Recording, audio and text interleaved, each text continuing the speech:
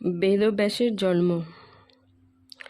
মহামুনি পরাশর শক্তির কুমার, তীর্থযাত্রা করিতেহ যান পুনর্বার।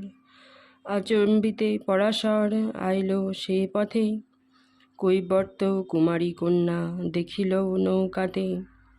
অনিন্দিত অঙ্গ তার প্রথম যৌবন, মত্ত কোকিলের স্বর জিনিয়া বচন।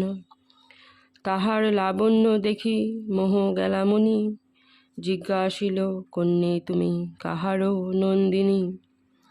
কন্যা বলে আমি দাস রাজারও কুমারী, পিতা মাতা নাম দিল মৎস্যগন্ধা করি।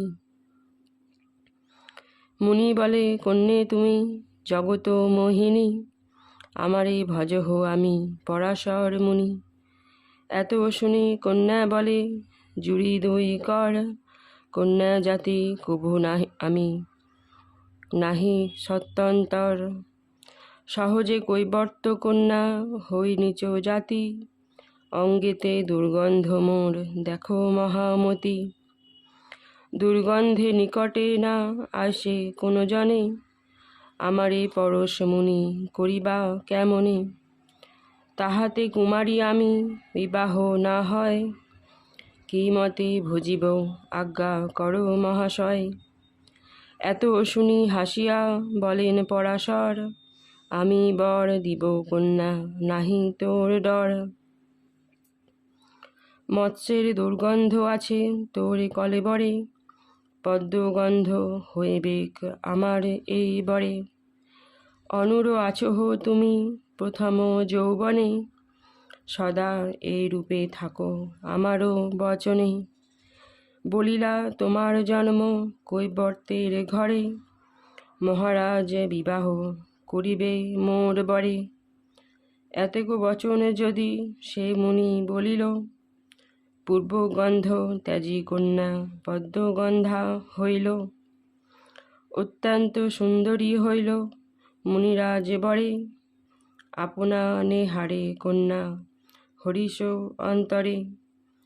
পুনরপি বলে কন্যা জুড়ি দুই কর, খণ্ডিতে কাহারও শক্তি তোমারও উত্তর। যমুনার দুই তটে আছে লোকজন, যমুনার জলে আছে নৌকা অগণন। ইহার উপায় প্রভু চিন্তহ আপনি, লোকেতে প্রকাশ যেন না হয় কাহিনী। শক্তিপুত্র পরাশর মহাতপধন, আজ্ঞাতে কুজ্জটি মুনি করিল সৃজন। যমুনার মধ্যে দ্বীপ হইল তখন, পদ্মগন্ধা কন্যা মুনি করিল রমণ। সেই কালে গর্ভ হইল কন্যারও উদরে, ব্যাসদেব জন্মিলেন বিখ্যাত সংসারে। দ্বীপে জন্ম হেতু তার নাম দৈপায়ন, চারিভাগ কইল বেদ ব্যাস সেই কারণ।